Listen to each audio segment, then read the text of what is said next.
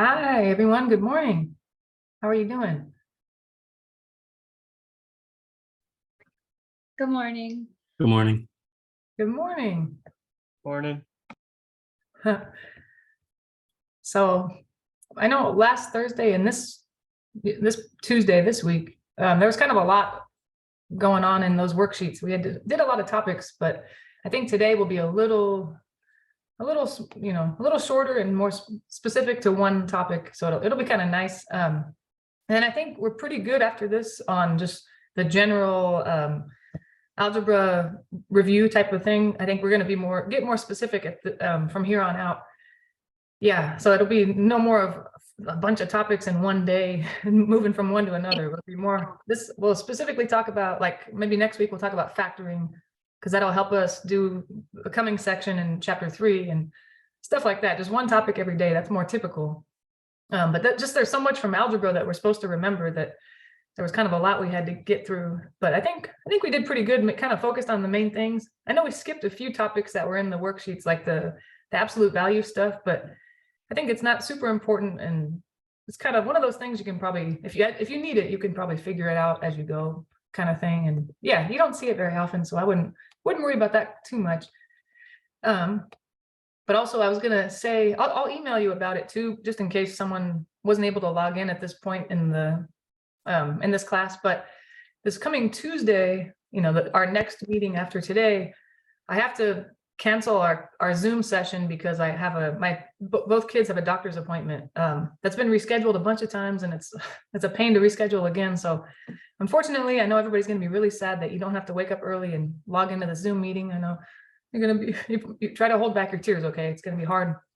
But I think instead of that, what I was going to do is have like an extra credit worksheet that you can work on instead of, because I'm going to put a recording of myself explaining a topic, kind of as if we were in Zoom, sort of, but because it's a recording and you're not able to ask questions if you have questions, I'm not going to make the worksheet full credit. It's just going to be extra credit. So just kind of think about, if you have a little extra time, then go ahead and do it. It couldn't hurt to have extra credit, right? That way, if there's a worksheet that you miss in the future, it'll kind of cancel it out. But it'll be no pressure. If you don't do great on it, it's not going to hurt your grade. It can only help. You get some points. So just wanted to let you know. I'm going to send an email reminder just in case some weren't able to log in today, and they might not have heard this. But no class. There'll be no class Tuesday, but there will be an extra credit worksheet with a video on Canvas. Yeah. So hopefully you don't mind too much. I bet most people are probably celebrating internally. There's less class to have to attend. Yeah, or you can catch up on other classes too. Whatever. Yeah. I think we'll be okay though. It's a good place in the class. I think we've reviewed a lot of things, and and there's not. I think at that point on Tuesday, there's not too much that we need to review for you to be able to do the Math 111 material. It's a lot of kind of brand new topics, or they're topics that are introduced as if they're brand new, and there's not a lot of background information you need. So I think it'll be okay. Let's see. And so, in the chat, someone asked, so no class Tuesday. Yep. Sorry to say, there's no class Tuesday. So you don't need to log into the Zoom meeting on Tuesday. Yeah, but I have a question. Oh, yeah. Yeah, so we've gone over a lot of the algebra review stuff, which is good. Are there any other topics that we should go independently learn to better prepare us for this class? Like for those of us that think we need a little extra help. Ooh, Like, are there any other topics that we might be able to help us with the class? that's a good question. What was I thinking about? I don't know about others, but I know for myself, it's been a while since I've been in a math course. So whoever's gonna help me maintain a good grade here. Yeah, I'm glad you asked that. That's a good question, because like I know now they don't even offer any math classes at a lower level than this one. So it's, even if you wanted to learn that stuff in a class, you couldn't. But I still, actually, now that you mentioned that, I'm gonna go through, because before a long time ago, when they used to offer algebra and intermediate algebra, here at MJC, I taught those classes online. So I have lecture videos of myself going over different topics. So maybe I'll make a note to myself right now before I forget, is to kind of look over all those topics from the math. I think they called it Math 30 back then. Yeah.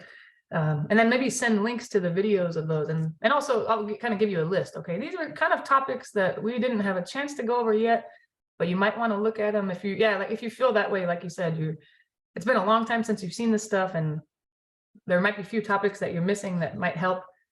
So I'm gonna send, videos. You don't have to watch them if you don't want to. You can just kind of look at the topic names that I give you and then kind of independently look at them in the textbook, they're, because you can read the ebook on my Math Labs website. And topic names. That's a good idea of review. Just, any kind of topics that might be good or informative that we haven't gone over yet. And maybe we won't, maybe not get a chance to go over next week. I think because next week, so Tuesday, no class. And then Thursday, I think I'm going to do factoring, that's a big topic. I think that's a good idea. So I'll try to do that as soon as class ends today. Good idea. Okay. And today, I think it might be, I don't know, I guess obviously from the last couple of meetings, I'm not super good at judging how long it'll take to go over something, but there are fewer pages on this worksheet. It's, like I said, it's more specific. So we might be able to get done early, and then you can kind of go look at topics that I'll send you too. Because we're going to talk about quadratic equations and then some applications of them. I don't think you won't see a lot of applications. Applications are just kind of another word for, or another phrase for word problems. I call them applications, but really that's what they are. I don't think this class has a whole lot of word problems, but maybe in their next math class there will be. So maybe it'd be good to go over those. And it's also the applications we go over today. They're kind of just almost like an excuse to use the quadratic formula, which we're going to go over in in real life somewhere. Just so you just like, if you imagine, what the heck, when would I ever use this formula? Then this is kind of giving us, here's a situation where you might want to use it in real life. I don't know how often you'll come across that situation, but depending on your job or career, then you might. So that's the idea. I know that's a lot of information, but any other questions or concerns or anything before we just get started, or do you have any?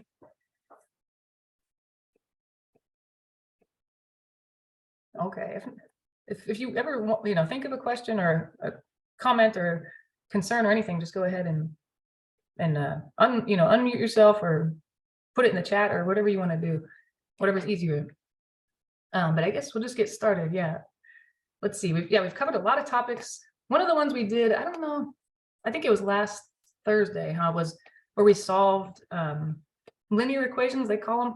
So, before, which last Thursday, and a little bit maybe on this past Tuesday, we solved equations that involved x. So something, I'm just going to make one up because I don't remember exactly the ones we did, but something like -3, x plus 5 is equal to 10 or something, just making it up. And, you move things over, like we said, in the reverse order of operations, and then eventually you end up with x equals some number.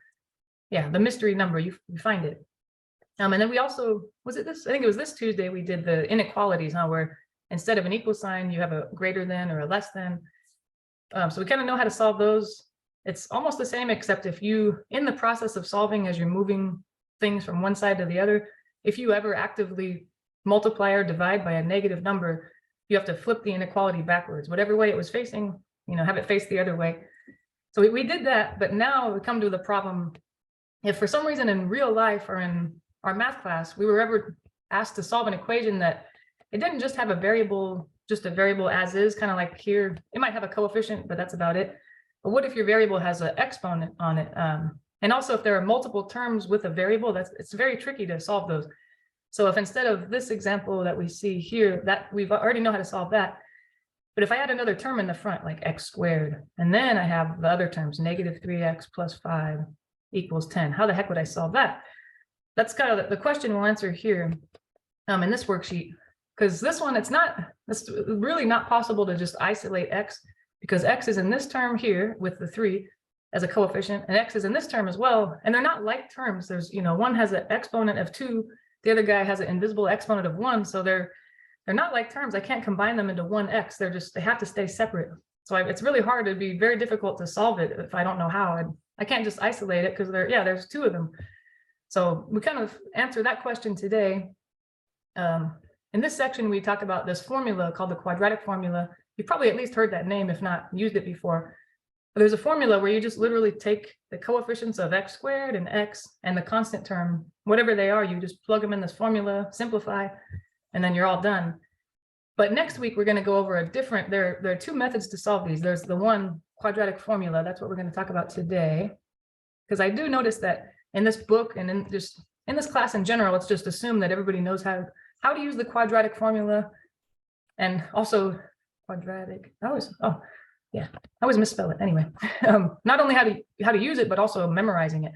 But maybe you've never seen it before, or maybe it's been a long time. So we're going to do that today, and then see where you could use it in real life, kind of any kind of application situation. But next week we'll go over factoring. That's another way you could solve one of these types of equations. And it's kind of tricky because every single equation that looks like that, where there's an x squared term, there's an x term, and then a constant, but that doesn't have an x attached, you can always use the quadratic formula. That one works on any type of equation that looks like this. They call it quadratic, where there's an x squared term, an x, and a constant. It always works, but factoring doesn't always work. It only works sometimes if it's factorable, I guess. So not every equation you're given can be factored, but every equation can be solved by the quadratic formula. So the question will be, why would we ever want to factor, if that doesn't even always work, but the quadratic formula does? Well, factoring, it'll be important in chapter 3. So we are going to go over it just because, for other reasons, not necessarily just to solve equations. It's not that important, but it'll be important in chapter 3. That's why. Yeah, we'll talk about that next week. We don't need it yet, I don't think. Yeah, but next week it'll be important. But for now, if someone just gives you an equation like this, I don't know why in real life, if some weird person walked up to you and said, here's an equation, if you can solve it, I'll give you $100. Well, then I would just say, all right, I got the quadratic formula, so bada bing, I'm gonna make myself some $100. I don't know how likely that would be, but what are you gonna do? So this is the formula. Okay, it's here in this red box. Let's see. Let me see if I could zoom in. So your x value, the solution will be x equals, and then whatever you simplify the right side to be. And the right side of the equation has these, it looks like variables. It's got B and A and C, but B and A and C, they represent the coefficients of your variables in whatever equation you're given, or whatever equation you're given. So specifically in the one that I wrote down there, that example, where'd it go? We have it. Oh, sorry. Oh my gosh, that moved quickly. There it is. So in this example, if you were trying to solve this equation, your coefficient of x would be a 1, or sorry, if your coefficient of x squared would be a 1, because there's no coefficient visible, but everybody has an invisible 1. So your value of a is 1. A is the coefficient of x squared. Always. Okay, let me zoom out a little bit so we can make a note of that. So coefficient, oh my gosh, I keep messing everything up here. Coefficient, coefficient of x squared, that's a, and then b is the coefficient of x. So in this example, it would be kind of like we mentioned on Tuesday. I don't want to just grab the number that's in front of x. I also want to grab the sign also. So since 3 has a negative in front of them, I want to make sure I call b not just 3, but -3. So yeah, a is the coefficient of x squared, b is the coefficient of x. X, yeah, and then c is your constant term, which is kind of nice. I think constant is the term that has no variable attached. And c starts, coefficient starts with c, or constant starts with c. Constant. This one's a little bit tricky because the way I wrote it, there's almost like there's 2 constant terms. One is on the right side of the equation. I got 10 here and 5 here. I don't know how often you'd come across that, but if you do, you actually, before you use the formula, you have to move everything to one side. So it's almost like someone had split my constant term apart and moved part of it to the right side of the equation and part of it to the left. So I need to move them together. I would actually, if I was given this one, to solve it, I'd move the 10 over first, subtract 10 from both sides. That way it disappears from the right side, because 10 minus 10 is 0. And then it actually turns out that I would have a -5 as my constant term there. So I might even, rewrite it as x squared minus 3x minus 5, because when I combine that 5 that was there with the 10 that I moved over, it would be really x squared minus 3x now minus 5 equals 0. Now it's ready. It should look like something x squared plus or minus something x plus or minus some number equals 0. You want 0 on the other side, and then you can identify a is 1, b is -3, c is now -5. And then you just seriously just take those numbers, substitute them into the formula, and then that's your answer. As long as you simplify it as much as you can, I guess. That's the idea. So okay, let's see.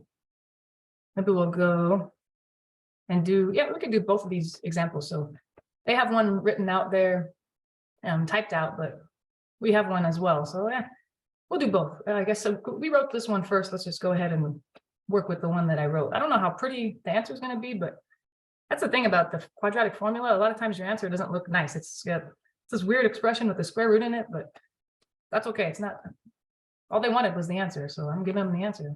They didn't say it had to be pretty. So I'm just going to write the formula here again. So I have it right in front of me. It's x equals negative b plus or minus the square root of b squared minus negative b plus or minus the square root of b squared minus 4ac over 2a. And so it's tricky because there's a plus or minus, and if you're familiar with that, then you already know what it means and everything. The plus or minus, it actually represents, it means that this represents two solutions. The plus or minus means there are two solutions, kind of hiding in here. Two solutions. It would be this expression, the negative b, blah, blah, blah, blah, one with the plus and one with the minus. So really there's one that looks like negative b plus the square root of yada, yada, yada over 2a. The other one would be with a minus and negative b minus. So it really represents, yeah, two different expressions, one that has a plus and one that has a minus. Those will be your two solutions. So it's kind of confusing. It looks like you're just getting one answer, but really in disguise, you're getting two answers. But you don't really have to worry about that till the very end, after you've plugged everything in and simplified it, and then you worry about all that. But okay, I'm just gonna start substituting in, and just got to be careful with any negatives, I guess, because the formula itself says x equals negative b. Okay, I'm gonna put the value of b from my particular equation right there. I'm just gonna leave it empty for now, and then plus or minus the square root of b squared. So that same number is going to go there, but there's a square on it, minus 4 times a, whatever the value of a was in that particular problem, times c all over 2 times a.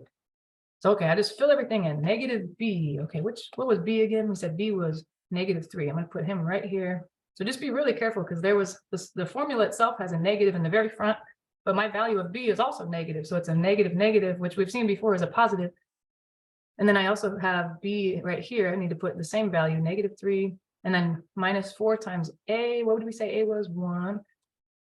And then times c, and the value of c we said was negative 5. After we combined all the terms on the one side, we're almost done, but now it's the denominator is 2 times a, the same a, so 1. All right, so that's the hardest part, is just putting everything in the right place and not missing any negatives. Now simplifying is the easier part, as long as you're careful, I guess. Okay, so as we've seen before, last week we saw if there are two negatives next to each other, or a subtraction and a negative, however you want to think of it, it becomes a positive. So you don't have to write the plus, but it's positive 3. You could just write 3 if you want, plus or minus. Okay, now I'm going to try to simplify what's inside. And I guess this is where it might be useful to use the order of operations if you're not sure what to do. But you kind of, well, so for example, I definitely don't want to do the subtraction that's inside the root. That one, that's the last thing I should do in there, because there's an exponent I need to take care of. And then there's some multiplying as well. 4 times 1 times negative 5. I need to take care of those before I do any subtracting. So even there's a lot of little places here and there in math, you'll see the order of operations just pop up, and you just definitely need to know it. I think it pops up so often, it'll become second nature kind of. But okay, I did negative 3 to the second power. That means negative 3 times negative 3, which is positive 9. And then I have minus, okay, I'm going to think about what all these numbers multiplied together is. I got 4 times 1, okay, that's 4. But then that 4 multiplied by negative 5, 4 multiplied by negative 5 is negative 20. So I guess I got to keep that negative sign, or the subtraction sign that was between the square term and the multiplying things. But then the number itself, the 3 numbers multiplied together made a negative. So it's going to be minus a negative, so it'll become a positive. Okay, that looks good. And then on the denominator, I have 2 times 1. Well, that's just 2. That's not that big a deal. And I think at this point, there's not much else I can do. I'm just going to kind of combine the terms inside the inside the root. X is, okay, 3 plus or minus. I have 9 minus negative 20. That's really like 9 plus 20. So it's 29 over 2. And I think at this point, there's not much I can do. Yeah, because 29 doesn't have a square root, you know, there's no number, when you multiply it by itself, you get 29, there's no way. If it was, 5 or 5 to the second power, 5 times 5 is 25. So if that number in the root was 25, then I could do it. But yeah, I think that's about it. So that's a good answer. But I think if I remember right, if you ever have an answer that looks like this, you have to use the quadratic formula to solve something. In the homework, they want you to separate it into 2 solutions. So one of them, I'm going to use the plus from the plus or minus. And then here's the negative or the minus. Minus. So all I have to do is rewrite that same expression that my answer that's in the red box. I write one with the plus, but not the minus, and the other one I write it with the minus and not the plus. So first, that means it doesn't matter what order, but I always write the plus first for some reason. 3 plus the square root of 29 over 2. There's 1, so there's one guy. And that's not really a nice answer. Like if this was real life, if this was a real life situation, like you're a contractor or you're an engineer and someone said, okay, solve this problem. Okay, what's your answer? And I'm gonna go tell someone that they need to make sure that the length of something is that long. Okay, how long is it? If you told them 3 plus the square root of 29 over 2, they'd say, what am I supposed to do with that? You know, so in real life, you'd probably want to put that in your calculator and get it down to a decimal and round it. You know, that would be real life. But in the homework, they want an exact answer. So we have to keep it like this. And one with the plus. Okay, now I'm gonna do the one with the minus. 3 minus the square root of 29. Yeah, it's fine. In the math world, they want exact answers. So this is pretty much as good as it gets. I can't really make it look nicer than this. But any real life situation, or if you ever needed to use this in another class like physics or something, I don't know, then you would just get a decimal out of those. Yeah, those answers are useless in real life, but I want them to be exact. I don't want to have to round them because they're no longer exact. It seems kind of silly. Okay, and then we're done. Those are our 2 answers. I think if I remember right, in the homework they say, write your 2 solutions separated by a comma. So you just, try to write that and then comma the other guy.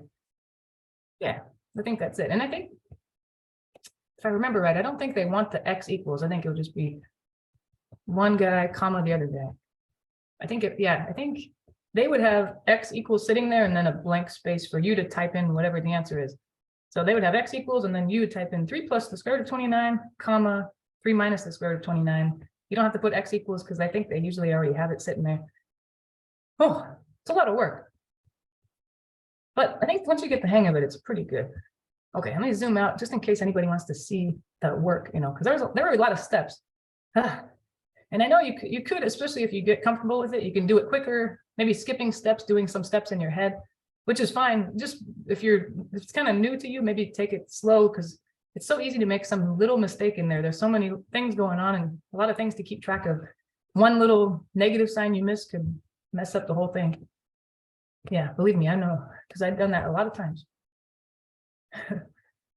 So maybe after this one, we'll do one more, and then maybe we'll do the your turn one. U-turn. We're not driving with it. So I think they had the other one. Maybe even though I'm zoomed out, I could still kind of see. What was the other one over here? They had x squared plus x minus 6 is 0. Okay, maybe I can kind of work it on the side of this one. Yeah, sorry, it's not super clean looking writing, but what are you gonna do? Okay, now we'll try to solve x squared minus, I think it was a plus x minus 6 equals 0. And this one, I mean, if you were in the boat where you actually probably didn't even need this class, Math 33, all your algebra background is fine and you don't really need to review, you probably know that this you can factor. It would be easier. This could be factored and it would take a lot less time. But I'm not going to do that today, just in case there are those that don't remember factoring, and it might confuse us. We'll do the factoring. We'll review that next week on Thursday. But yeah, today we'll just do the quadratic formula. Okay. So I guess the first thing that's hard to remember is just I got to make sure all the terms are on one side of the equation. And they are, huh? Like not like the last one. I have a 0 on the right side. That means there's nothing that needs to move over. I think it's good. And it's in descending order of powers too. I think you got to check, or I got it. Okay, so I should check. And you might already know this, but just in case, are all the terms on one side? I got to make sure, like on the last example, they weren't, and I had to move them on one side. And it doesn't really matter which side. I mean, whichever side is easier to move them on, the left side or the right side. So if they're not, you move them. If they are, then move on. Step 2 would be make sure all terms should be in descending order of powers. So from the highest power on the left to the lowest power on the right. Terms, or when I say powers, I mean exponents on X. And descending from highest to lowest. Order powers or exponents. I don't want to write exponents because it's a long word, so I'm just going to write powers if you don't mind. Yeah. And I think in our example, we kind of got lucky. It's already exactly ready for the quadratic formula. The first term on the left has the highest power, a 2. The next term has a power of 1. And then the third term, it has no x. So you can kind of think of it as x to the 0 power. There's no x, so it's a 0 power. So it is in descending order, the highest to the lowest. And that's, of course, it's important for this to identify what A, B, and C are in the quadratic formula, but it'll be helpful in chapter 3, because in chapter 3, we'll be doing very similar things to these, except now we're going to bump it up to what if the highest power of this in this equation or in this expression wasn't a 2? What if it was something even bigger, like a 3, 4? It's a little more difficult, and it's super important in that one to have it in descending order. I got to make sure the terms are arranged from highest power to lowest power. Yeah, so it's kind of good to have that in your mind right now for these, because later it'll be really important. Okay, so I think we got everything in the right order. Everything's, yeah, all the terms are on one side, so I think we're good. I'm just going to go ahead and identify A, B, and C. A should be the coefficient of x squared. Okay, that I don't see a coefficient in front of x, so it's automatically just a 1. If there was a negative sign in front of x squared, I would put a negative also, but there is none. B is similar because x doesn't have a coefficient, so I just put a 1. Yeah, if there's no visible coefficient, it's just a invisible 1. C is not just 6, but -6. I got to make sure I keep that sign with them. Okay, we've identified everybody. It's kind of nice when there's a lot of 1s in there, or 0s even. If any of those are 0, then it makes your calculation nice and easy. So, okay, you don't have to, yeah, you don't have to write as many steps as I do probably. I probably show more steps than I have to, but just to make sure everybody understands. But don't feel like on a midterm or something, you'd have to show a lot. Like, yeah, show some work on your midterm, which we'll talk about in the future. It's a long ways away. But yeah, you don't have to show a lot of work, just a little bit, as much as you want to. Okay, I'm going to write it out. This one's a hard one to remember, but I think use it so much. Somehow I accidentally memorized it when I was a student. I didn't even mean to. I just said, oh, I guess I memorized that thing. I used it so many times. And I think there's a song you could probably look up. I forget how it goes.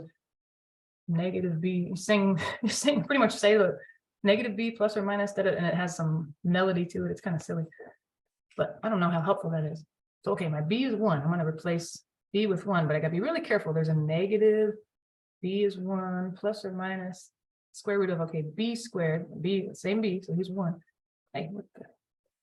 1 squared minus 4 times, let's see, what is A? A is 1 also. It's kind of strange. It feels, yeah, it feels strange when A and B are the same value. See, I'm gonna try to move out a little bit, get a little more room here. Okay.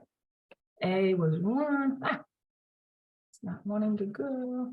There we go. 1.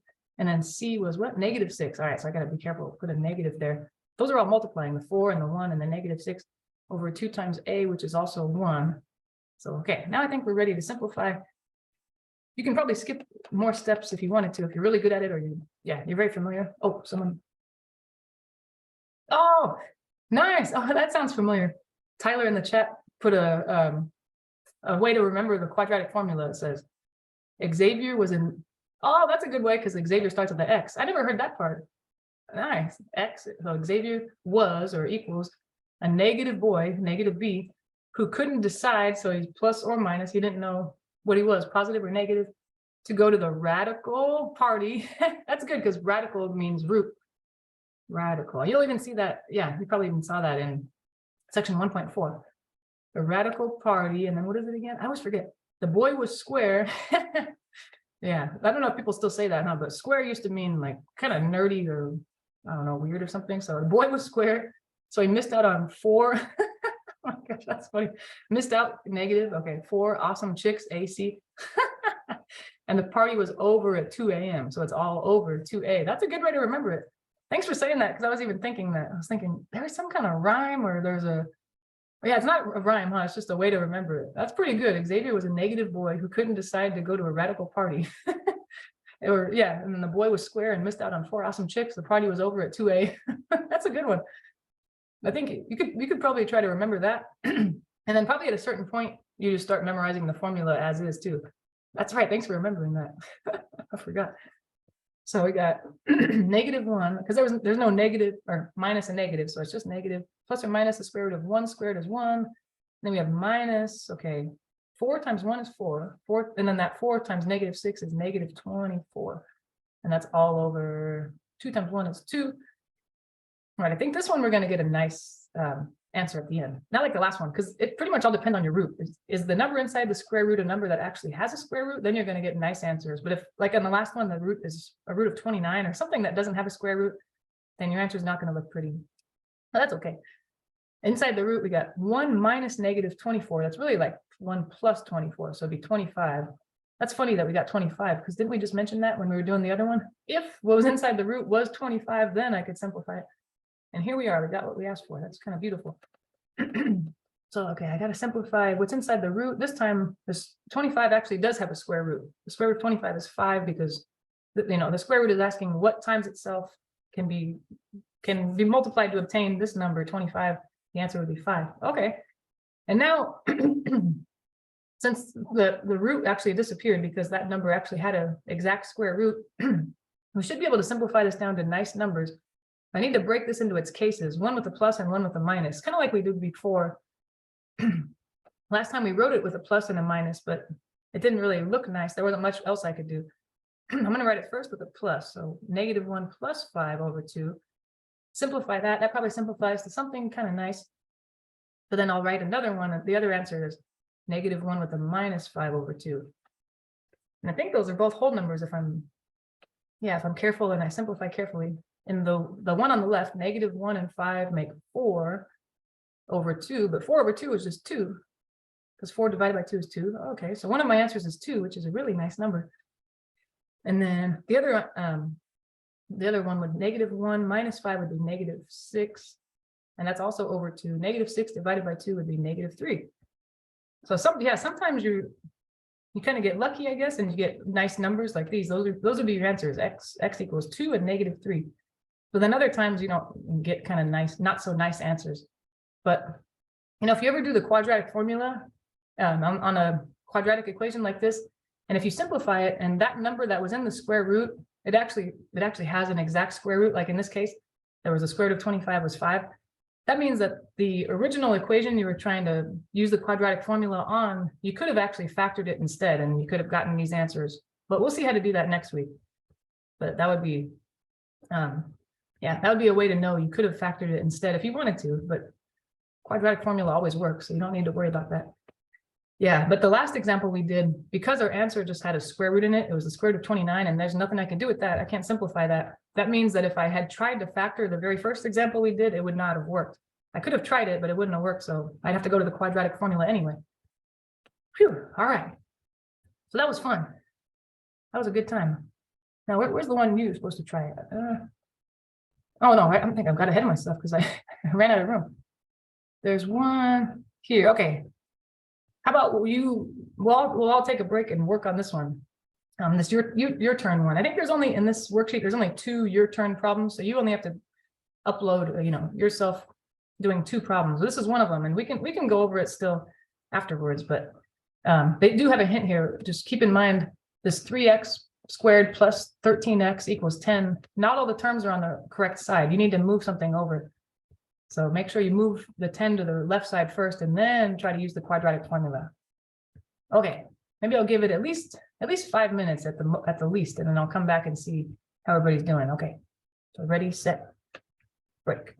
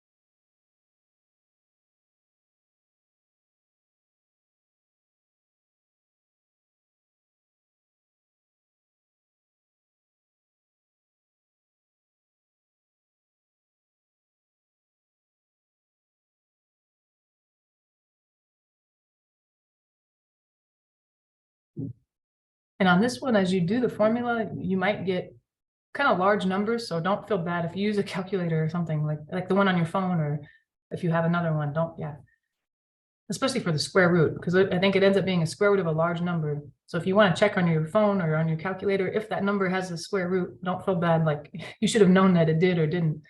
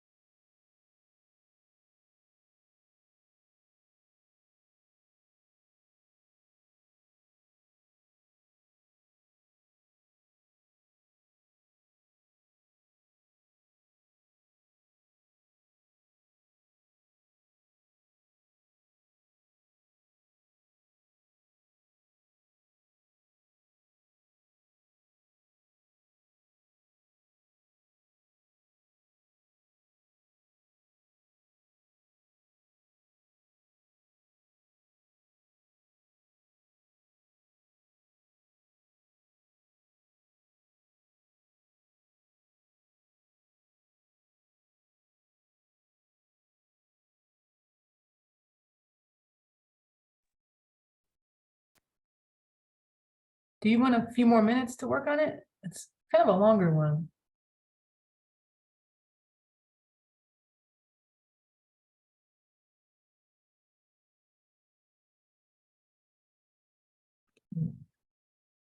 Okay, maybe I'll give it a couple more I'm minutes. ready to start going through Oh, the steps of the problem. okay, okay, okay. Do If we any- give you what I did?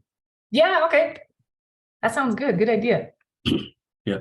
So first thing is, since it's not all on the same side, I subtract 10 from both sides. Mhm. And then that'll give me the setup that I can now plug into the quadratic equation. So it's 3x squared plus 13, and then x, and then minus 10. Nice. And then now I know what each is. So x squared is the a, 13 is the b, negative 10 is the c. Mm-hmm.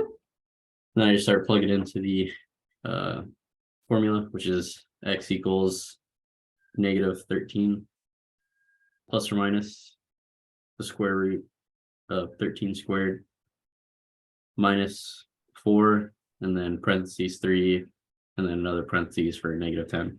Mhm. And then this is all over 2, and then I plug in parentheses 3. Nice. And then now I just start solving, but I'm really only going to start with the top. It's going to be x equals -13 plus or minus the square root. And then in here, I just kind of solve both sides of the minus. So for 3 squared, it's 169. Nice. Yeah. And then on the other side, it's actually going to flip because we got the -10, so it's going to be a plus. Mhm. I solved all this at one go because it's just 4 times 3 times 10, so it's 120. Nice. Nice. Yep, and then this is over 6.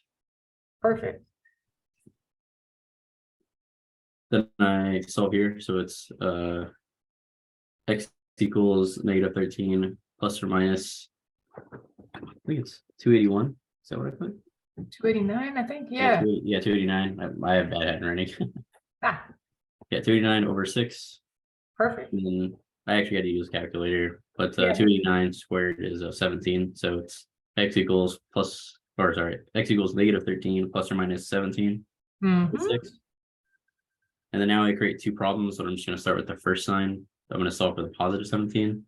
So it reduces to x equals 4 over 6, which we can then further reduce into x equals 2/3. Nice. Very good. And then for the negative side, it's x equals -30 over 6, which reduces to x equals -5. Very good. Nice. You're right. The hard part, well, I don't know. There's probably a lot of hard parts, but one of them was just what does that number even have a square root? I honestly didn't know. I'm teach this stuff all the time. So don't, if you had to use a calculator, yeah, don't feel bad. If you didn't, then dang, you should pat yourself on the back. I didn't know that. Yeah, the square root of 289 is 17. I guess you don't use that very often, probably. Yeah, but then once you figure that out, oh, okay, it does just have a square root. Yeah, and I don't know. You might already know this. Maybe this is me being old and figuring something out really late. Is if you have, I don't know about all phones, but if you have an iPhone, if you go to the calculator on there, there's no square root button, but if you turn your phone sideways, the calculator opens up to have a bunch of functions, and you can just do square roots that way. I don't know if anyone already knew that, but yeah. So you can always do that if you don't have a calculator on you, or you don't feel like getting up and going to get it and finding it. You can, I think it's like, so you would do, if you were trying to do that on your calculator, some calculators are different, but I think on the phone or whatever, you can put 289, and then there should be a button, like I said, if you find your calculator function on your phone and then turn it sideways, there should be a button that looks like, where is it? I think it's just square root of x, like that. So you would just type, write the number 289, type it in, and then that button, bam, and then it tells me 17. It's pretty crazy. When someone told me you turn your phone sideways and there's pretty much a whole graphing calculator on there, that blew my mind. I was so excited. I guess that's pretty sad, huh? But yeah, then once you do that, then just like you said, you explained it great. Yeah, that you break it into cases. One of them has a plus, one of them has a minus. If you do the one with the plus, the numerator ends up being -13 plus 17, which is +4, and +4 over 6. It's not a whole number, but at least you can reduce it. And then the other one, -13 minus 17, is -30. -30 divided by 6 is -5. Yeah, nice, very good. That's perfect. And I think if they, let's say somehow you checked your answer with someone else or in the back of the book, I don't know if anybody even has the textbook. It's optional, so why would you buy it? But they might give these answers in different order. Like if they list -5 first and then 2/3, it doesn't matter what order they're in. They're just both the answers. Yeah, that's fine. Okay, sorry, Chantal, did you have a question? I'm sorry. Yes. So you know how it's 3x squared, that's our like a. When we plug it into the formula, do we just automatically take the x squared and just put the 3 in? Yes, you're right. It's Okay. it's Because temp- that's what I messed up on. yeah, it's tempting to put the x squared in there, along with the a or the x in there with the b. But really, this is kind of like what your general equation looks like. So a doesn't include the x squared. It's just the number that's in front of it. So you're right. You wouldn't say a is 3x squared. You just say a is 3, and then b also. You wouldn't say b is, what was b again? 13, yeah, you wouldn't say B is 13x, you would just say B is 13. Yeah, so it's almost like their x's are, they don't, well, I don't know if they don't matter anymore, but I guess x went to the left side of the equation now. So the right side should just have numbers and square roots and whatever, plus or minus stuff, but the x is not on the right side, he's only on the left side. He's just sitting there on the watching and waiting to see what happens, I guess. Yeah, good question, because I think I'd see that a lot as, yeah, that the value of a doesn't include x, it's just the number. If you get rid of the x squared, then what's left is the 3. Yeah, good question.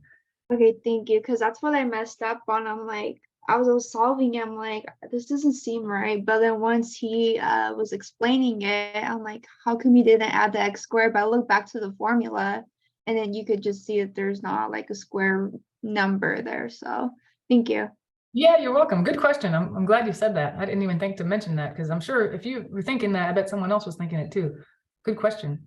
You're right. That's I think sometimes it's, I don't know, the way, if you do something different or wrong or whatever, you might be making it harder than it has to be. You know what I mean? Well, I know anyway, and I know that's what I do. I don't know if that's what everybody else does for some reason. And in all math, it doesn't matter what class I'm in. I always try to do a problem, and then if I do it wrong, I'm saying, what did I do wrong? And that's somehow I made it harder than it has to be. I don't know why, because I don't know. I try to make my life harder at every step for some reason. I don't know. Anyway, that's good. Okay, so hopefully that makes sense. It's if you make little mistakes here and there, don't worry about it too much. Just try to be really careful when you do these problems, and then you should be good. If you make little mistakes, like, arithmetic mistakes, you missed a negative or you multiplied wrong or something in your head, that's just, everybody does that. So don't feel bad about that. That's what we all do.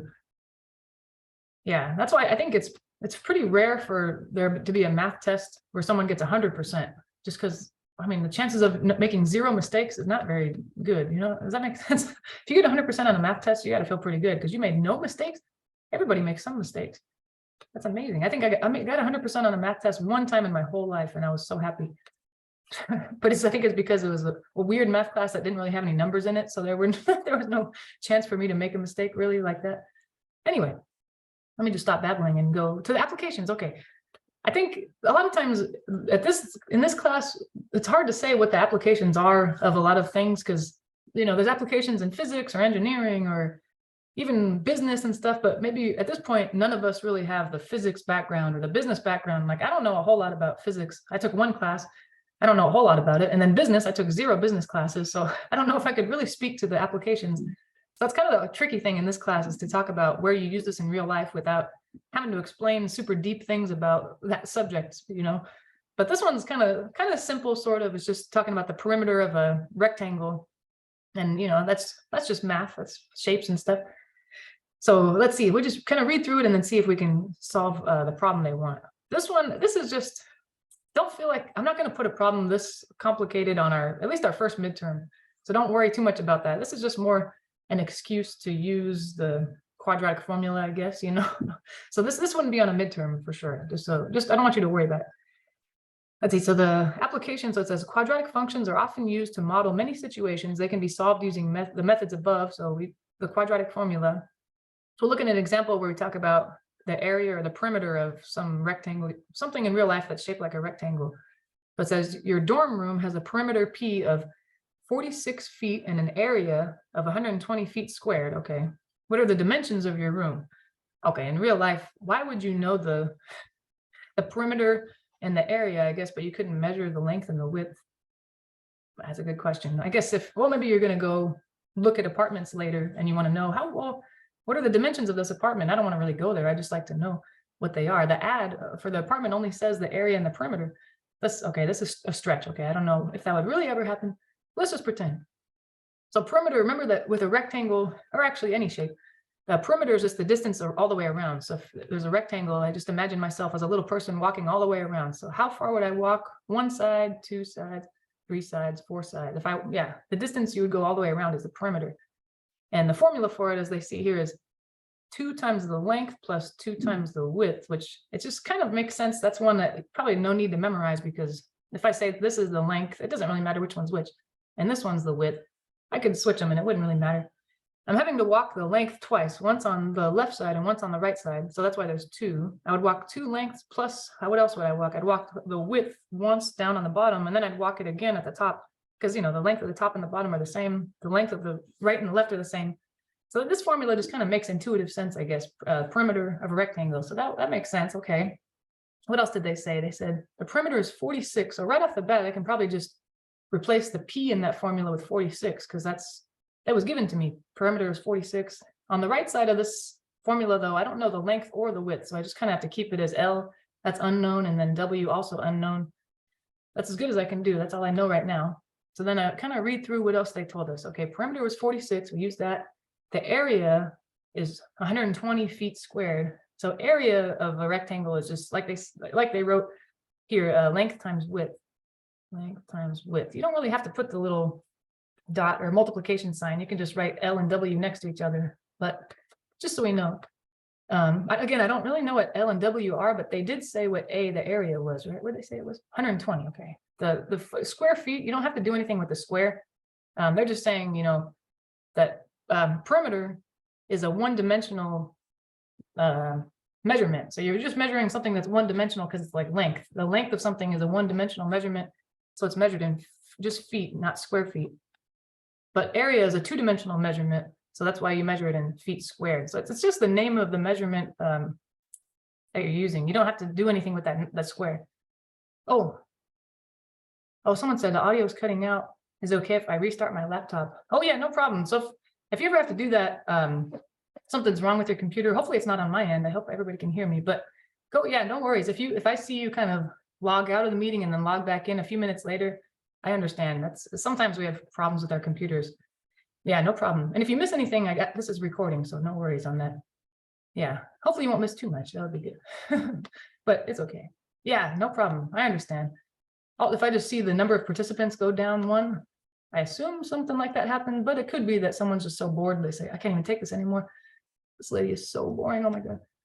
Could be. Anyway, blah, blah, blah. So the area is 120. Yeah, like I said, don't worry about the square feet. That's just, yeah, just the way we say area, the measurement. Anyway, so we got kind of two equations here. One of them having perimeter. Perimeter is 2L plus 2W, and I know perimeter is 46. So I replace the P in perimeter formula. Area is length times width. I don't know length or width, but I do know the area, so I might as well replace it. So this, we'll see something sort of like this in, I think it's chapter 5. Yeah, it'll be a while. Chapter 5 is probably halfway through the semester or so.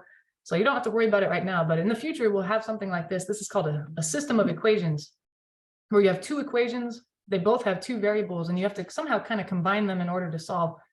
Well, you'll see this again, yeah, later. It'll be a while, but it's kind of good to have it on your radar a little bit. Maybe it'll be easier when you see it in chapter 5. Yeah, a system.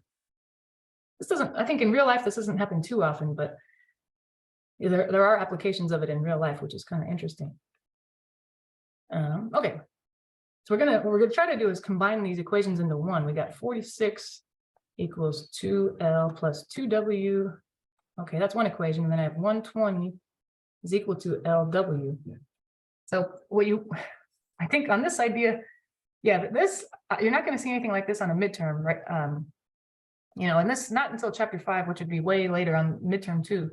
And then there you'd have more information and more practice, but this is just so it's in your mind. You won't be tested on it until after chapter 5. But what we need to do is, the idea is solve one of these equations. It's up to you which one. I would solve it for L or W. So choose which one you want, and I would isolate or solve for, whatever you want to call it. Solve for one of the variables. It really doesn't matter which one. It's too many options almost. L or W. And then once we do, we'll do that in one of the equations. And one equation. You don't have to do it on both, just one equation. And once we do that, it's kind of hard to imagine what this looks like, but what we're going to do is substitute for, why isn't this working? For that variable.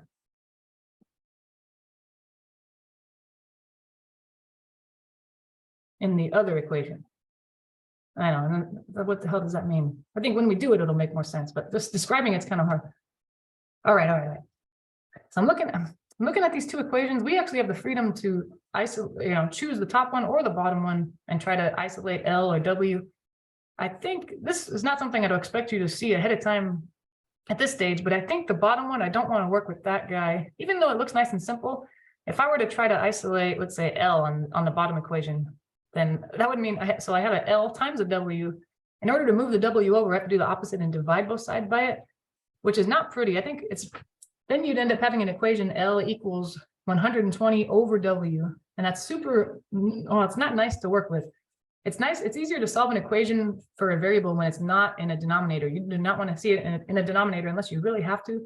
So for reasons that I wouldn't expect you to see ahead of time, I'm going to try to use the top one. Try to do what we said in here. In step one, choose either L or W. It actually doesn't matter at all.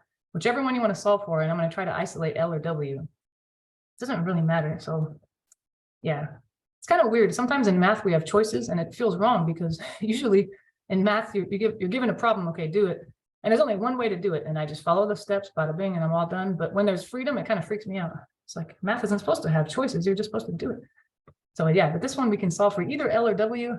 Just because I'm looking at it from left to right, I just feel like I want to solve for L, I guess. But if you solve for W, it'd be fine. We'd all get the same answers. It'd be all good. Yeah, I don't know. So I'll choose to solve for L. It doesn't really matter which one. To solve for L. And I think, I said earlier that if we try to solve for a variable in the bottom equation, it wouldn't be pretty. I think also if we did it that way, we solved the bottom equation for L or W and we tried to do the rest of the problem, I think it would turn into a problem that we don't necessarily know how to solve yet, but in the future in Math 111 we would. So I think that's also why I'm trying to avoid doing it that way. If we solve this guy for L, then it won't be so bad. It'll be something we know how to solve. So I'm going to move that 2W over because that would get me closer to solving for L. I want to move things in the reverse order of operations, and there's something adding or subtracting with my L. That's the first thing I want to get rid of. On the left side, it's kind of like what we saw Tuesday. I have two terms that are not like terms. There's one that's a constant, one has a variable. I can't combine them. So really the best I can do is write them next to each other. 46 minus 2W. And then I have 2L on the right side. Now I almost have L by itself, but I just need to divide by 2. And kind of like we did on Tuesday, it's probably best if you just divide every single term by 2 instead of blanket dividing the whole left side by 2 and the whole right side by 2, because it'll be easier to simplify. Thankfully, all these these are all divisible by 2. 46 divided by 2 is 23. That's a nice number. And then pretty much the 2's will cancel for that 2W, and then the L as well. 2 cancels there. Okay. Huh. That was a lot of work, and it kind of seemed pointless. Why did I do that? We solve for L. Okay, that means, well, I guess what we're really trying to do here is we have 2 equations, and they each have 2 variables. It's impossible to solve an equation that has 2 variables, but if somehow I can manipulate these to where there's only 1 variable in it, like I only have W's in there, or I only have L's, then I would be able to solve it. That's kind of what we're trying to do here. And then now, what was the other equation? I already forgot. The area one. Was it 120? Was the area? Yeah. Okay, now our second equation, the one we haven't touched yet, 120 was equal to L times W. So I think here the idea is this is something we'll see again in chapter 5. Like I said, this is called the substitution method. I see that in the area equation, I have an L times W, but I know what L is equal to in terms of W. L is equal to 23 minus W. So I should be able to replace this L, replace with that expression, 23 minus W. Because I know that L is equal to 23 minus W, why not replace it? And then once I do that, I should have an equation that just has 1 variable, and then I'm actually finally able to solve it. So it's a weird process, and this, like I said, this won't be on our first midterm.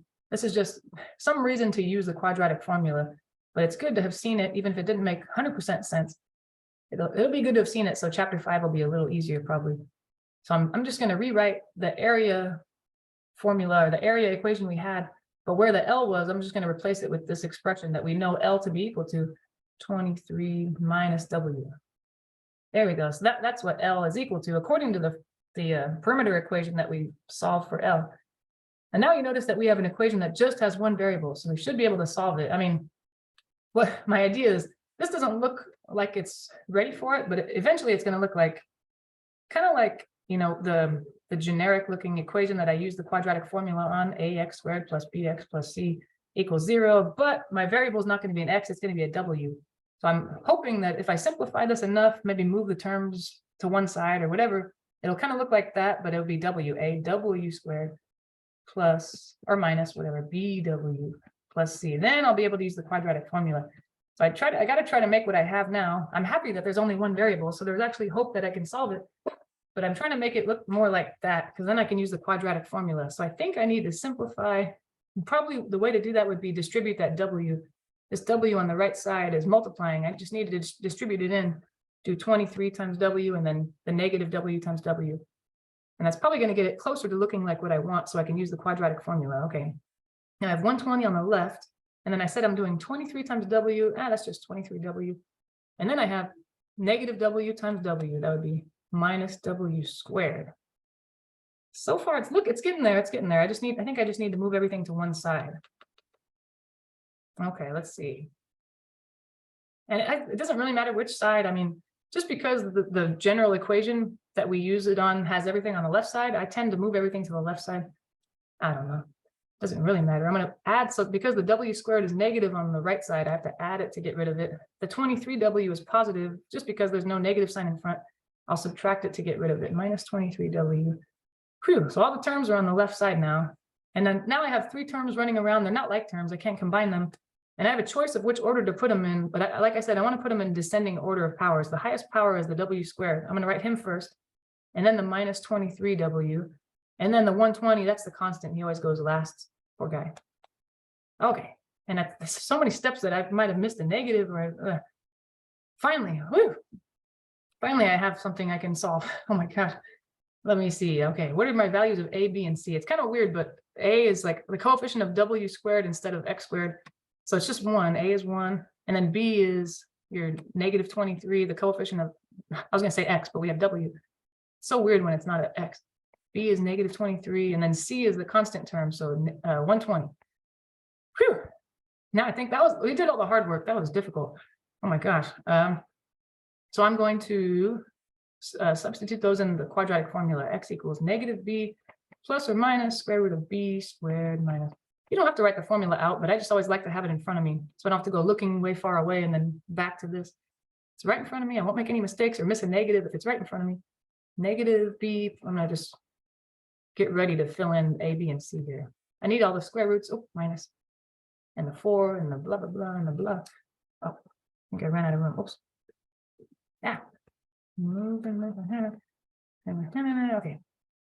A times C. What the heck? Okay, over 2 times A. Oh my gosh, there's so much work. Oh, problem like this, it takes so long. By the time I'm done, I forgot who I am and where I am and what day it is. Oh my gosh. Okay.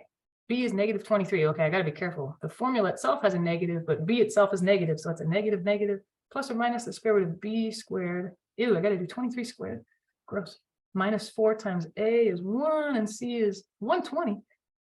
Oh, and then over 2 times A, which is 1. So there's going to be some big numbers in here. There is no shame in using a calculator, no shame at all. Yeah, X is, okay, negative, negative makes a positive 23, plus or minus square root of, okay. I don't know what 23 to the second power is.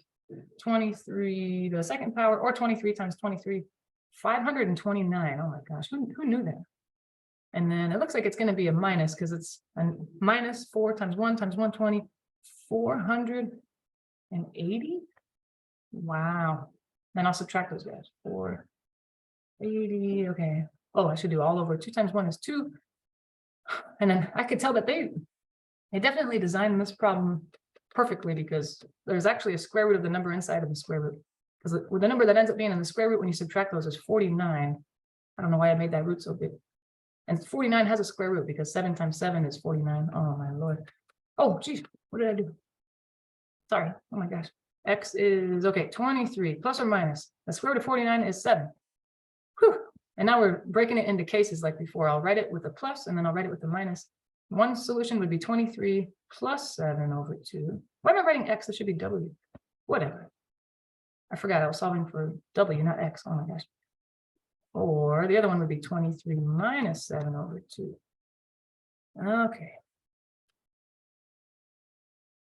So let me simplify, I guess, one and then the other. The left one, 23 plus 7 is 30 over 2, which is 15. 30 divided by 2 is 15. Or, and then the right one, 23 minus 7 is, what is that, 16? over 2 or 8. 8. Okay, whew. So we got them. The width is either 15 or 8. And I think there's 2 answers here because they didn't specify anything as far as the width or the length, which one's which. You know, they didn't say, oh, the longer dimension is the width or the shorter dimension is the width. So I think these are your length and your width. It could be that width is this and length is 8, or the other way around, width is 8 and length is 15. One or the other. Yeah, so those are your solutions, but they don't, I think in this problem, they just said, what are the dimensions? They didn't ask you to specify, okay, which one's the length, which one's the width. So you just have to say the dimensions are 8 and 15, or 8 by 15, whatever they want to say. Oh my gosh. Was it feet? Yeah, feet. Oh, wow.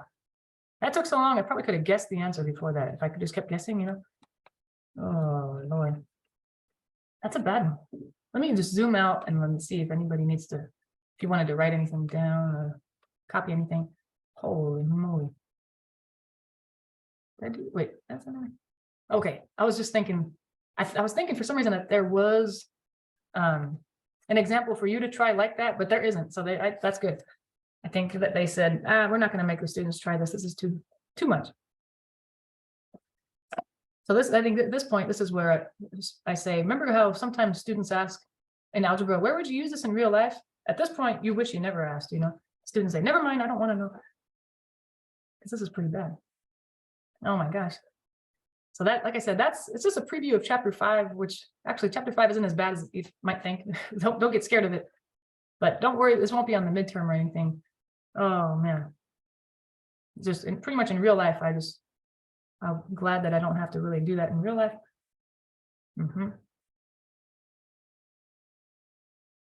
Okay. I think we're almost done with this. This is going to be almost perfect timing, I think, because there's one more application that's a lot easier. They have the equation already set up for me. I just have to plug in the numbers to the quadratic formula. So it's not very difficult. It's just, you know, the calculations are difficult. I might make little mistakes, but I don't have to set up the quadratic equation like in this one, thankfully.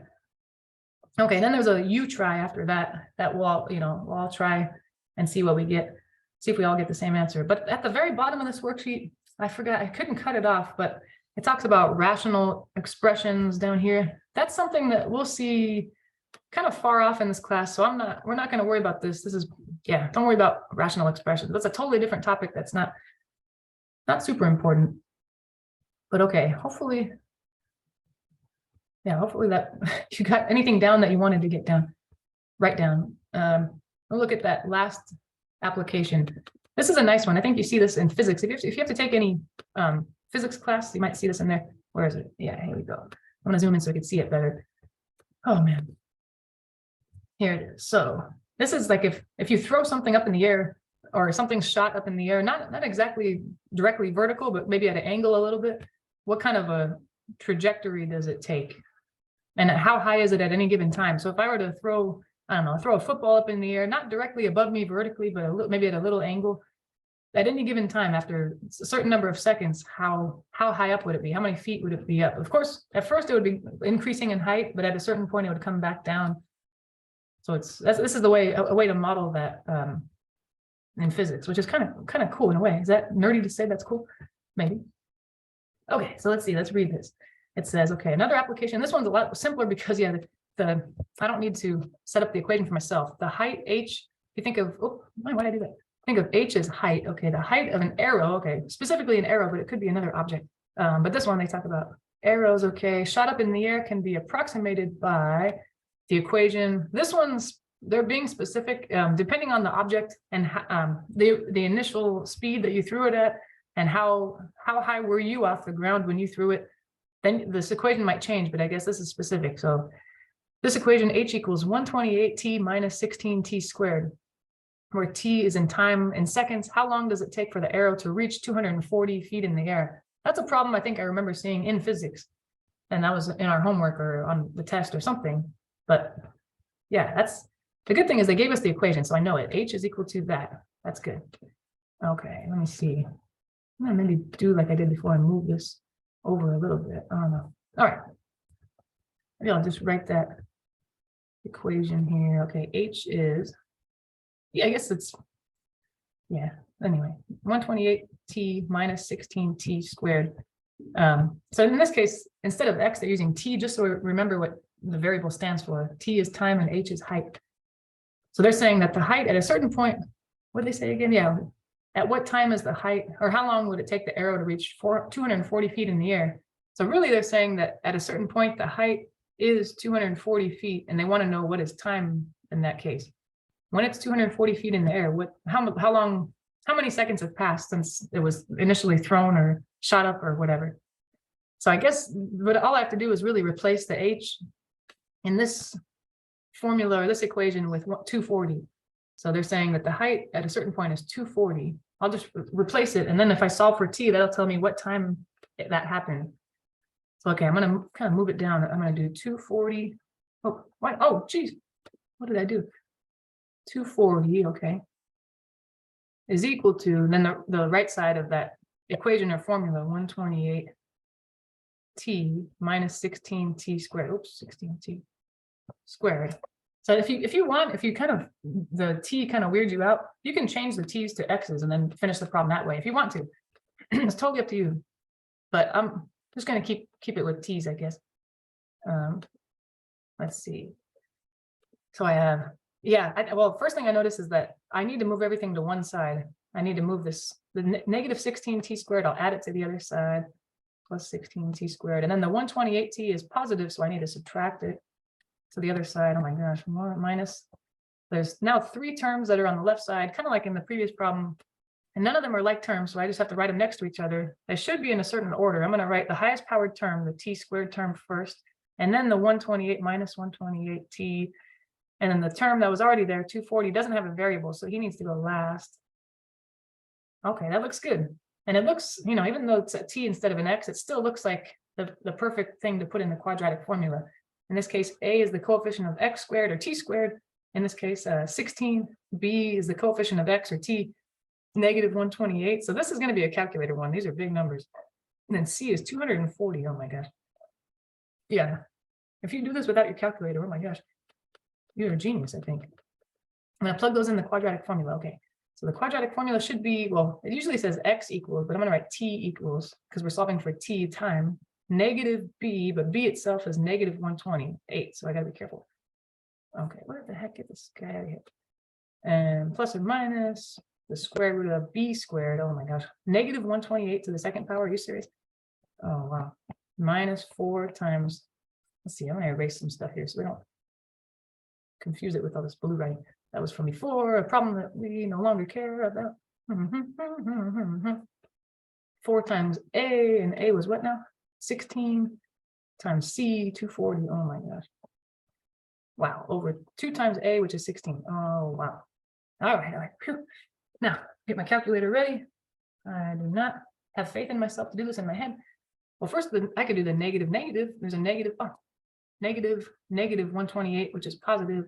So it's positive 128 plus or minus. Now inside the parentheses, or sorry, inside the root, I'm doing 128 times 128. Technically, it's negative 128 times negative 128, but it'll be positive. Are you kidding me? 16,384. Wow. Now I'm subtracting. Now I'm going to do the 4 times the 16 times 240. I'm just going to do that all at once on my calculator. 4 times 16 times 240. Did I say 420? 240. Oh my gosh. 15,000. Oh my gosh. 360. Wow. All over 2 times 16, but that's 32. Oh my goodness. This is terrible. But yeah.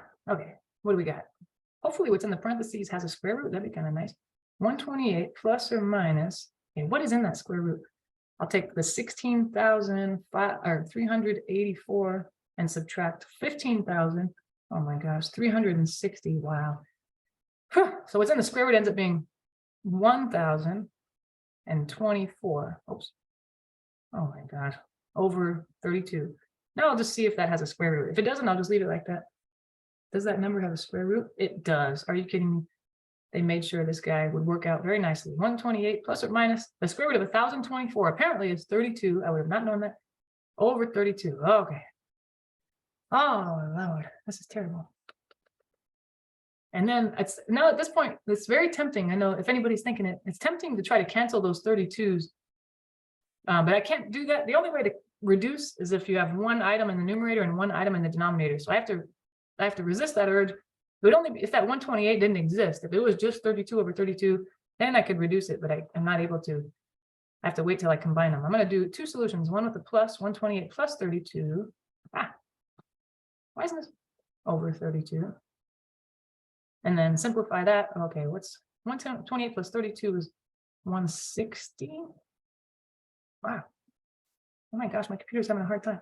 Over 32. Does that simplify? Can 160 be divided by 32? It does 5 times. Are you kidding me? There's one solution. The other one would be with the minus. Okay, the 128 minus 32 over 32. Okay. That would be 96 over 32. And I think that just goes in exactly 3 times. What? Over 32, which is 3. So there are 2 answers. He said, after how many seconds does this arrow reach a height of 240 feet? There's 2 answers, after 5 seconds, and after 3 seconds, which kind of seems weird. Why would there be 2 answers? But because the arrows shot up, it goes, and I guess at a certain point, after 3 seconds, it's at that height of 240 that we wanted, but it'll come back down. It turns around and comes back down. And then at another time, it's at the same height again. That's why. So it must be probably about after 4 seconds, it's at its highest point. 3 seconds, it hits the 240 mark that we wanted. And then 5 seconds, it hits it again. Oh my gosh. So those are your answers. Holy moly, that was a lot of work. But at least kind of good because the calculator did most of the work. I didn't really have to think super hard. And I think there's one. So how about, we don't have a lot of time, but in the time we have, do you want to go ahead and try the your turn one? And then maybe we'll have a little bit of time at the end to talk about it if you want to. But if you have to get going, then I understand. Can't really see it. I'm going to erase some of the writing here. Ow. There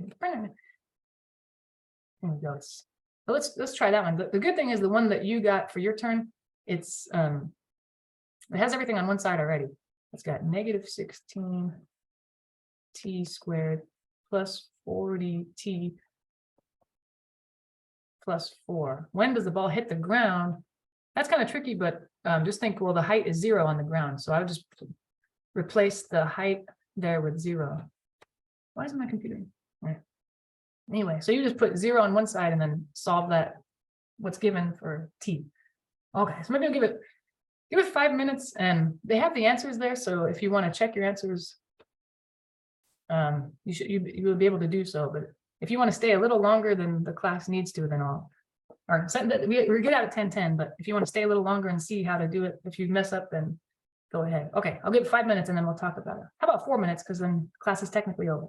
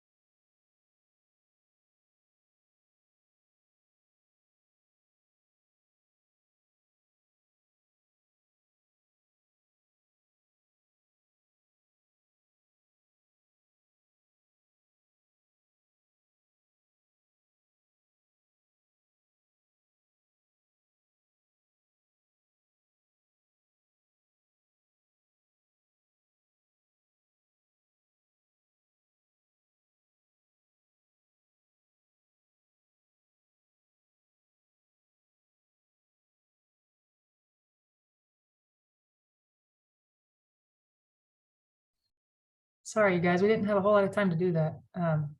But keep working on it. That would be just one of the two that you'll turn in. But I'll stay if you have, if you want to go over it.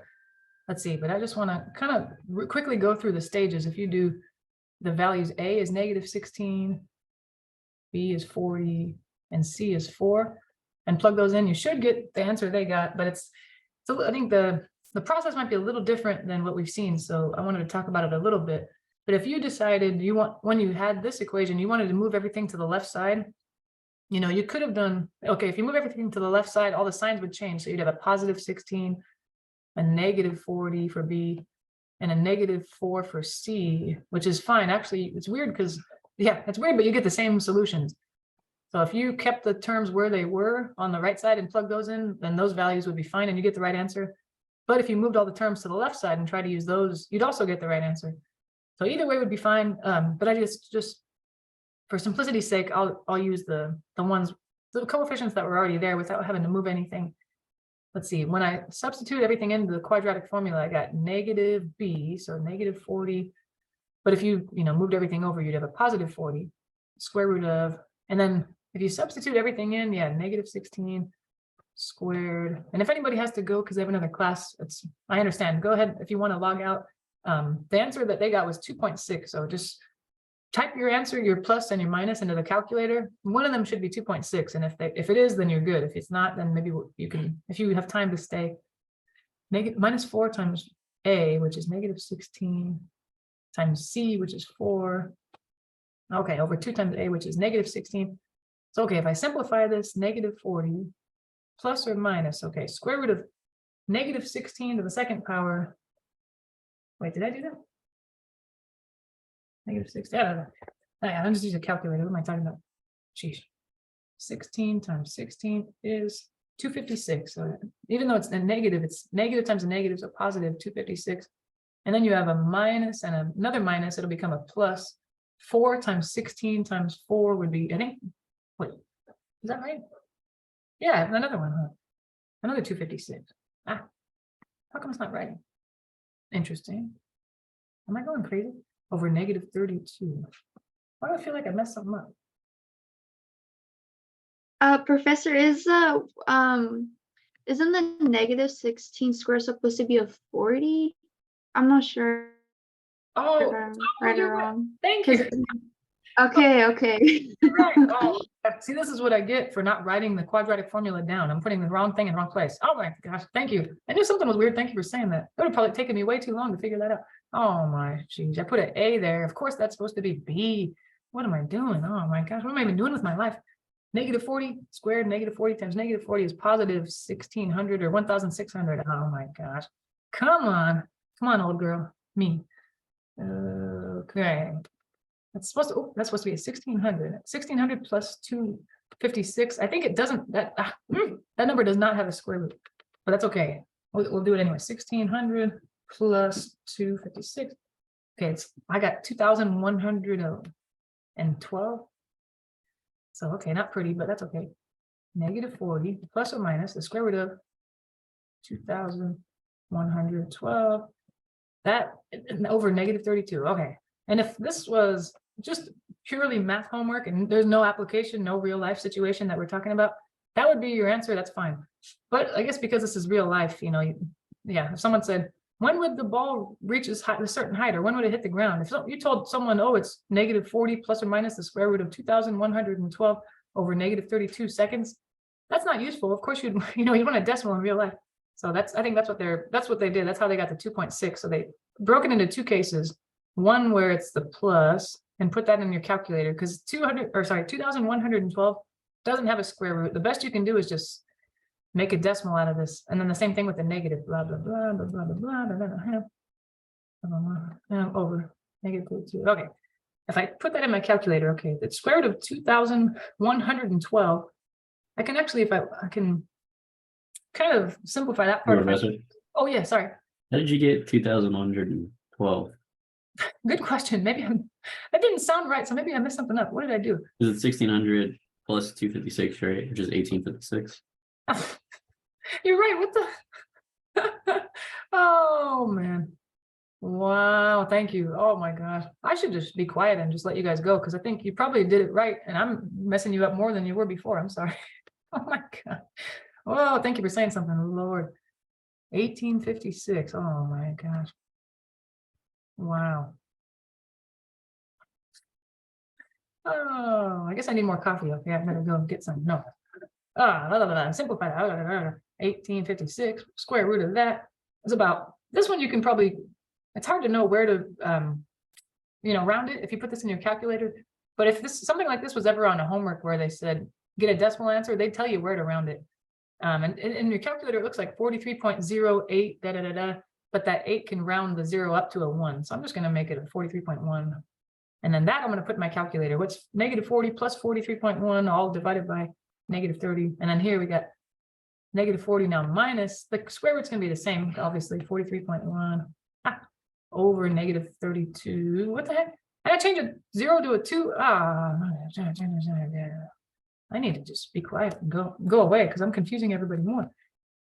On the left, okay, negative 40 and 43.1 is just 3.1 over negative 32. I'll divide those, definitely not within my head, with my calculator. And then negative 40 minus 43.1 would be negative 83.1 over blah, blah, blah. Okay, put those in my calculator. And then in the last example we did where it was like the arrow, the arrow flew up in the air. When did it reach a certain height at what time? We got 2 answers, but in this one, we're only going to get 1. Because let's see, the left is negative 0.09. Well, I guess 0.1 if you round it. Or this guy, hopefully it's what they told us, right? 83.1 divided by 32. Okay, it does round to 2.6. That's good. And it's positive because it's a negative divided by a negative. And this one, there's only one solution because you can't, there's no such thing as negative time. Remember, this is supposed to represent seconds, how many seconds passed. There's no such thing as negative time. So we throw away the negative one. In the previous problem, we had 2 positives, which is why we kept them. Oh, sorry. I think I confused everybody more. But does that make sense? Let me know if you have any questions. Otherwise, you can log out. I don't think I've created the upload assignment yet, but I will soon right after this. And don't forget, there's no class on Tuesday, but I'll put an extra credit assignment on there. Yeah, but I'll see you Thursday for sure live. Can you zoom that out for a second? No problem. Yeah, let me see here. So you can see it all. Oh my gosh, so many steps. Whew. But I'll stay. If you have any questions, please stay and ask. Otherwise, have a good weekend and email me if you have any questions. Yeah, Professor, what is the reason why we don't have class on Tuesday? Oh, I have to take my kids to the doctor's. Oh, yeah, that's right. Okay. Yeah, it's not, it's not like a school. That's a good point. It's not like a school holiday or something. So you probably have any other classes. Yeah, it would just be this one. But I'm going to put a video of myself going over a topic and an extra credit assignment on there.